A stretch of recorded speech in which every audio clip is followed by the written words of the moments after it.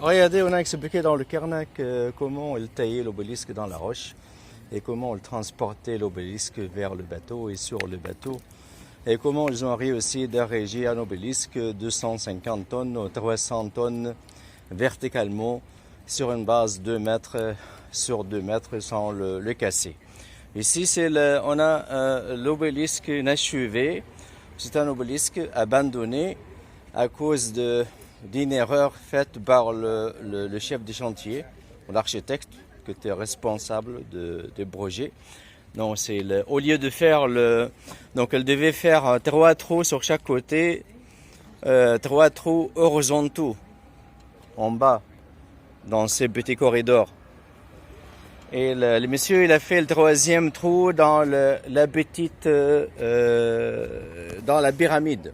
Non, ici, et quand il mettait les blocs de bois, et le bois était mouillé, ça causait une fissure dans le corps de l'obélisque. Donc, l'obélisque était abandonné.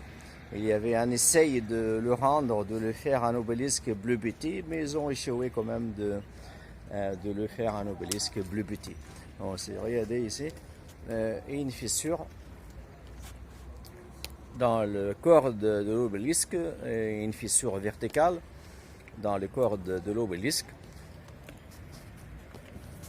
Ici, comment il courbait l'obélisque dans la montagne de granit, comme on a expliqué dans le Karnak. Donc, il faisait des trous autour de l'obélisque.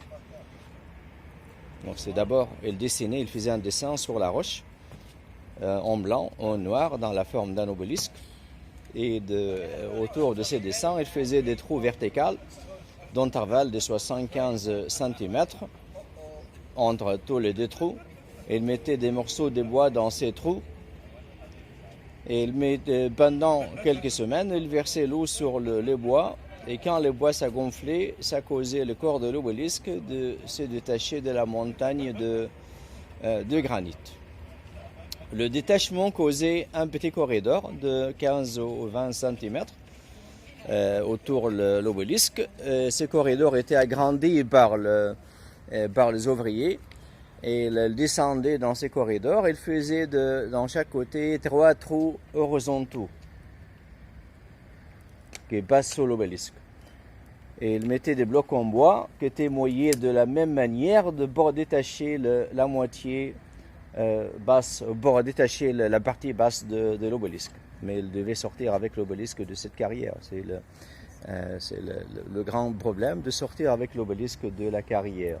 Il devait enlever la roche dans un de ce côté et l'obélisque était tiré sur 2 rouleaux de bois jusqu'au Nil, à l'endroit le plus proche de l'inondation du Nil. Regardez,